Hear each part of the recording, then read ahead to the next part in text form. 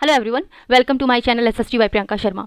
हमने class 10th का first chapter शुरू किया था डेमोक्रेटिक पॉलिटिक्स का, जिसमें हमने पढ़ा था इंट्रोडक्टरी पार्ट किया था, है ना। और उसके बाद हमने क्या देखा था, Belgium model of power sharing, Belgium model of power sharing, model of power sharing,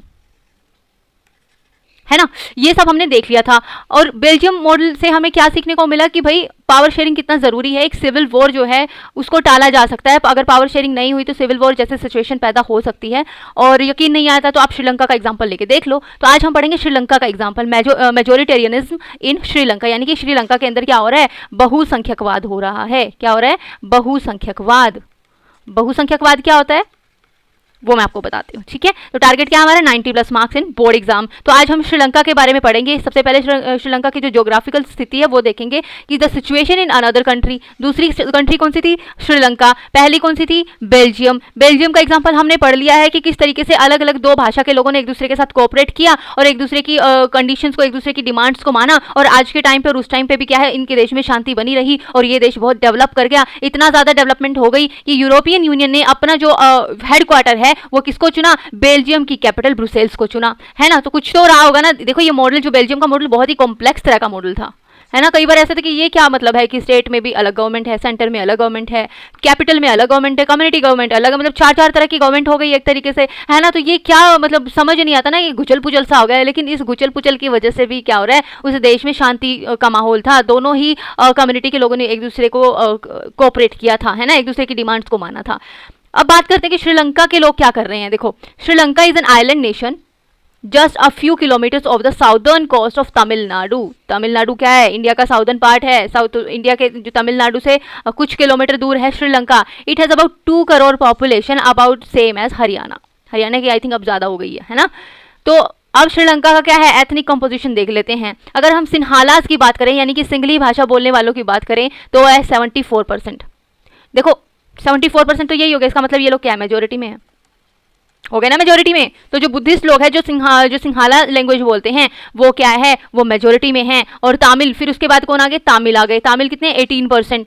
18% में भी क्या है, 13% तो श्रीलंकन तमिल है और 5% इंडियन तमिल्स है। ये इंडियन तमिल श्रीलंका में क्या कर रहे हैं, सोचा है कभी इंडियन तमिल्स कहाँ से चले गए श्रीलंका में। देखो आपको याद होगा, अंग्रेजों के टाइम की बात है ना। अंग्रेजों के टाइम की बात है। ये लोग क्या करते थे, जो स्लेवरी जो सिस्टम था, क्या था, स्लेवरी सिस्टम था। उस टाइम स्लेव्स की ज़रूरत होती थी, मजदूरों की ज़रूरत होती थी। तो ये लोग पैक करके इधर उधर करते रहते थे लोगों को। ये वही लोग हैं इंडियन तमिल्स, ठीक है। ये उन्हीं के जो आगे आती गई जनरेशन है वो है ये लोग, ठीक है। तो ये इंडियन तमिल्स हो गए, जो अंग्रेज लोगों ने इनको ट्रांसपोर्ट कर दिया था कहाँ पे, श्रीलंका में, ठीक है ना। तो ये क्या है, श्रीलंकन तमिल्स है 13% और 5% क्या है, इंडियन तमिल्स है, जो हिंदू भी और मुस्लिम भी है। तो 74% कौन हो गए, जो बुद्धिस्ट हैं, बुद्धिस्ट हो गए, है ना, जो सिंहाला लैंग्वेज बोलते हैं, ठीक है। और 18% हो गए जो तमिल बोलते हैं। ये कितना हो गया, 92% हो गया। बाकी का 8% कहाँ है, बाकी 7% कौन है, क्रिश्चियंस हैं, और ये इनमें से कुछ क्रिश्चियंस ऐसे हैं जो तमिल भी बोल सकते हैं और सिंहाला लैंग्वेज भी बोल सकते हैं, ठीक है। बाकी के 1% अलग अलग तरह के लोग हो गए,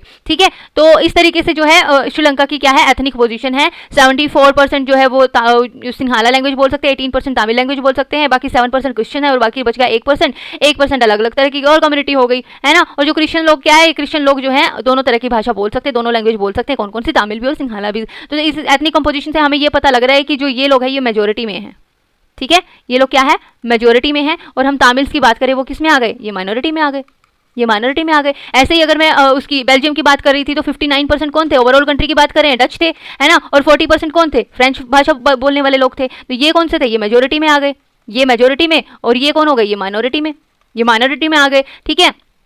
तो मेजोरिटी और माइनॉरिटी वाला जो खेल था बेल्जियम का तो हमने देख लिया। अब श्रीलंका में देखते हैं कि क्या हो रहा है। देखो मेजोरिटेरियनिज्म हो रहा है, क्या हो रहा है, मेजोरिटेरियनिज्म। इसका मतलब क्या होता है, ये क्या होता है मेजोरिटेरियनिज्म। देखो, a belief that the majority community should be able to rule a country, ठीक है, in a whichever way it wants by disregarding the wishes and needs of the minority. सीधा सीधा मतलब क्या है, तानाशाह हो सकते हैं, अपनी मर्जी चला सकते हैं, कौन, जो बहुसंख्यक लोग हैं, जो मेजोरिटी में हैं। तो एक ऐसा बिलीफ जो ये कहता है कि किसी भी देश के अंदर जो मेजोरिटी वाली जो कम्युनिटी है वो किसी भी तरीके से अपनी मर्जी से कंट्री पे रूल कर सकती है by disregarding the wishes and needs of the minority, यानी कि जो माइनॉरिटी लोगों का हनन करके, उनको एक्सप्लॉइट करके भी किसी भी तरीके से उनकी नीड्स को, उनकी वॉन्ट्स को इग्नोर करते हुए, ठीक है। माइनॉरिटी चाहे कुछ भी चाहे, कोई फर्क नहीं पड़ता पड़ता, हम मेजोरिटी में हैं, हम अपनी चलाएंगे। इस तरीके के बिलीफ को क्या कहते हैं? मेजोरिटेरियनिज्म कहते हैं, बहुसंख्यकवाद कहते हैं। तो श्रीलंका आजाद हुआ था 1948 में, 1948 में, ठीक है। तो the leaders of the Sinhala community sought to secure dominance over government by virtue of their majority. Obviously 1948 के बाद अगर कोई भी इलेक्शन होता है तो इलेक्शन में जीत किसकी होगी? मेजोरिटी वाले लोगों की होगी। भाई इलेक्शन चुनाव होते हैं, चुनाव में जीतता कौन है? मेजोरिटी वाला जीतता है। तो श्रीलंका में मेजोरिटी में कौन है? श्रीलंका में मेजोरिटी में जो सिन्हाला लैंग्वेज बोलते हैं वो है ना। तो ये क्या, ऑब्वियसली ये गवर्नमेंट फॉर्म करेंगे। तो क्या गवर्नमेंट किसकी बनी? जो सिन्हाला लोग, जो सिन्हाला लैंग्वेज वाले वो लोग, ठीक है। तो as a result the democratically elected government adopted a series of majoritarian measures to establish Sinhala supremacy. तो कुछ ऐसे डिसीजंस लिए गए जिसमें सिन्हाला क्या है? सिन्हाला सुपीरियर है, ठीक है, सिन्हाला की चलेगी, ऐसे कुछ डिसीजंस लिए गए। सिविल वॉर की बात करते हैं कि सिविल वॉर कैसे जो है स्टार्ट हुआ, क्या रीजन थे श्रीलंका में सिविल वॉर के। देखो मैंने आपको पहले ही बता दिया, रीजन तो ये है कि वहाँ पे बहुसंख्यकवाद था। मेजोरिटी के लोगों ने कहा कि जो चलेगी, जैसे चलेगी हमारी चलेगी, हम ही कंट्री पे रूल करेंगे, माइनॉरिटी का कोई हक नहीं है कुछ भी बोलने का, जैसा हम करेंगे उनको हाथ जोड़ के मानना पड़ेगा। ये क्या था? ये बहुसंख्यकवाद था जो कि श्रीलंका में हो रहा था। तो आपको क्या लगता है, माइनॉरिटी वाले लोगों को अच्छा लगेगा? भाई कोई भी सिटीजन है, चाहे वो मेजोरिटी में है, चाहे वो माइनॉरिटी में है, चाहे वो 1% में क्यों ना हो, है तो उस देश के सिटीजन ना, उस देश के नागरिक है। तो और कॉन्स्टिट्यूशन तो यही कहता है कि देश का हर एक नागरिक बराबर है भाई, है ना, चाहे वो मेजोरिटी में, चाहे वो माइनॉरिटी में, चाहे वो किसी कास्ट का, रिलीजन का हो, कोई कुछ ये चीजें मैटर नहीं करती है। लेकिन श्रीलंका में तो उल्टा हो रहा था। श्रीलंका में कह रहे थे कि चलेगी, किसकी चलेगी? सिन्हाला लोगों की चलेगी, तमिल वाले लोगों को माननी पड़ेगी। तो तमिल वाले गुस्सा नहीं होंगे कि हमारा भी तो देश है, हमारा भी तो घर है। अब आप जो है एक घर के अंदर रह रहे हो और उस घर के अंदर आपको जो है ऐसा फील कराया जाए कि आप उस घर की, उस फैमिली के मेंबर नहीं हो, तो आपको कैसा फील होगा? बहुत बुरा लगेगा ना, है ना। तो इसी तरीके से ये जो एक कंट्री है वो भी हमारा घर है और हमारे घर के अंदर हमारे ही लोग, है ना, हमारे आसपास के लोग हमें इस नज़र से देखने लगे कि ये तो अलग है, ये हमारे जो है हमारी तरह का नहीं है, और ये हमारी कास्ट का नहीं है, या हमारी लैंग्वेज नहीं बोलता है, इसका पहनावा वगैरह अलग है, उस तरीके से अगर देखने लग जाए तो आपको अच्छा लगेगा क्या? आपका घर में रहना मुश्किल हो जाएगा? नहीं हो जाएगा। तो यही है कि इन तमिल लोगों को भी गुस्सा आ रहा था और बुरा भी लग रहा था कि हमारे ही देश के लोग, हमारे ही लोग, हमारी फैमिली के लोग हमें इस तरीके से ट्रीट कर रहे हैं। तो श्रीलंकन तमिल्स क्या है, उन्होंने अब क्या कर दिया? They launched parties and struggles for the recognition of Tamil as an official language for regional autonomy and equality of opportunity in securing education and jobs. अब इन्होंने क्या कर दिया? इन्होंने कहा कि तमिल को भी ऑफिशियल लैंग्वेज घोषित किया जाए, ठीक है ना, हमें भी जो है ये क्या बोलते हैं, ये राइट्स दिए जाए कि हम लोग इलेक्शंस में खड़े हों, हमें भी इक्वल अपॉर्चुनिटीज मिलनी चाहिए, एजुकेशन में भी, जॉब्स में भी, ठीक है। All the demands were denied, सारी की सारी डिमांड्स को डिनाई कर दिया गया। By 1980 several political organisations were formed demanding an independent Tamil Eelam in northern and eastern part of Sri Lanka. अब ये तमिल लोग कह रहे हैं कि ठीक है, तुम लोग हमें अपने देश का हिस्सा नहीं मानते हो, तुम लोग अपना फैमिली मेंबर हमें नहीं मानते हो, तो हमें अलग कर दो, हमें अलग घर दे दो। भाई क्या करते हैं, अब कोई किसी को अगर फैमिली वाले लोग मानते नहीं हैं तो वो क्या कहेगा? वो कहेगा कि ठीक है, तुम लोग मेरे को अपना नहीं मानते तो मैं अलग हो जाता हूँ, और क्या करूँ, मैं अपना परिवार बसा लेता हूँ। तो तमिल वाले लोगों ने कहा कि ठीक है भाई, तुम लोग मत दो हमें हमारे अधिकार, लेकिन हमारा अलग से स्टेट दे दो, हमारे अलग से कंट्री दे दो, ताकि हम अपना जो है अलग से रह सके तुम लोगों से अलग। लेकिन ये भी डिमांड को क्या कर दिया गया? खारिज कर दिया गया। और बहुत सारे जो है पॉलिटिकल ऑर्गेनाइजेशन बनने लगे, ये डिमांड करने लगे कि हमें पॉलिटिकल जो है अपॉर्चुनिटी दे दो, नहीं मिलेगी, इक्वल अपॉर्चुनिटी दे दो, एजुकेशन में नहीं मिलेगी, इक्वल अपॉर्चुनिटी दे दो, जॉब्स में नहीं मिलेगी, हमारे बच्चों को स्कूल्स में एडमिशन की इक्वल अपॉर्चुनिटी दे तो नहीं मिलेगी, हमें इलेक्शंस में खड़े होने दो, नहीं मिलेगी, कुछ नहीं मिलेगा तुम्हें। तो इस तरीके से तमिल वाले लोगों को कुछ नहीं मिल रहा था। गुस्सा तो आएगा ना भाई, जहाँ पे क्या है कि हर एक जॉब्स की अगर मैं बात करती हूँ तो इन्होंने ऑफिशियल लैंग्वेज क्या बना लिया? सिन्हाला लैंग्वेज को ही ऑफिशियल लैंग्वेज बना लिया। और किसी भी लैंग्वेज का ऑफिशियल लैंग्वेज होने का मतलब पता है क्या है? कि हर एक गवर्नमेंट ऑफिस में, हर एक स्कूल में, हर एक दफ्तर में, हर जगह किसकी चलेगी, कौन सी लैंग्वेज चलेगी? सिर्फ और सिर्फ सिन्हाला लैंग्वेज चलेगी, सिर्फ और सिर्फ सिन्हाला लैंग्वेज बोलने वालों को प्रायोरिटी दी जाएगी। मान लो कि स्कूल में 60 सीटें हैं, मान लो कि स्कूल में 60 सीटें हैं, तो पहले सिन्हाला के लैंग्वेज वाले बच्चों को एडमिशन मिलेगा, बची कुछ सीट एक आध बच गई वो भी, ठीक है, वो मिलेगी, तमिल वालों को नहीं तो वो भी नहीं मिलेगी। तो इस तरह के हालात थे तमिल के अंदर। उनके बच्चों को स्कूल में एडमिशन नहीं मिल रहा था, कॉलेज में एडमिशन नहीं मिल रहा था, जॉब्स नहीं मिल रही थी। अगर वो किसी सरकारी दफ्तर में, ऑफिस में चले जाते थे तो वो कहते थे कि भाई सारी चीज़ें क्या है, सिन्हाला। देखो कम्युनिकेशन गैप तो होगा ना, कि कोई ऑफिस है, कोई गवर्नमेंट ऑफिस है और उसमें आपको काम करवाना है, आपकी लैंग्वेज कुछ और है, ऑफिशियल लैंग्वेज कुछ और है, मतलब कि उस ऑफिस में बैठने वाले लोग सिन्हाला लैंग्वेज बोल रहे हैं, लेकिन आपको तो वो नहीं आती है, यानी कि तमिल वालों को तो वो नहीं आती है। अब कम्युनिकेशन कैसे होगा, वो अपनी प्रॉब्लम सॉल्व कैसे करवाएंगे? तो इस तरीके का क्या था, बहुत ज़्यादा मेजोरिटेरियनिज्म यानी कि बहुसंख्यकवाद था। कहाँ पे? श्रीलंका में। अब जो है तमिल लोग ऊब चुके थे, बहुत ज़्यादा गुस्सा हो चुके थे, हमें तो इस देश में कुछ नहीं मिल रहा है, देश के हम नागरिक है, इस फैमिली के हम हिस्सा है, लेकिन हमें मिल कुछ नहीं रहा है, उल्टा हमारे साथ बहुत ही एक्सप्लॉइट किया जा रहा है, हमारा हनन किया जा रहा है। तो the distrust between the two communities. अब ये क्या है, ये दोनों की दोनों कम्युनिटी एक दूसरे के ऊपर क्या कर रही है? डिस्ट्रस्ट कर रही है, ट्रस्ट नहीं कर रही है एक दूसरे के ऊपर। जबकि बेल्जियम में क्या रहा था? बेल्जियम के अंदर अच्छी बात ये थी कि दोनों के दोनों कम्युनिटी, कौन सी, डच भाषा बोलने वाली भी और फ्रेंच स्पीकिंग लोग भी एक दूसरे के ऊपर ट्रस्ट कर रहे थे, और एक दूसरे के ऊपर ट्रस्ट करने के बाद ही सेंटर में उनके इक्वल नंबर ऑफ मिनिस्टर्स थे, स्टेट में उनके इक्वल नंबर ऑफ मिनिस्टर्स थे, है ना। तो क्या किया, दोनों एक दूसरे के साथ कोऑपरेट करते, दोनों एक दूसरे के ऊपर ट्रस्ट कर रहे थे। लेकिन यहाँ पे क्या हो रहा है, यहाँ पे डिस्ट्रस्ट हो रहा है, यहाँ पे एक दूसरे के ऊपर ट्रस्ट कर नहीं पा रहे, और करने का मतलब भी नहीं है।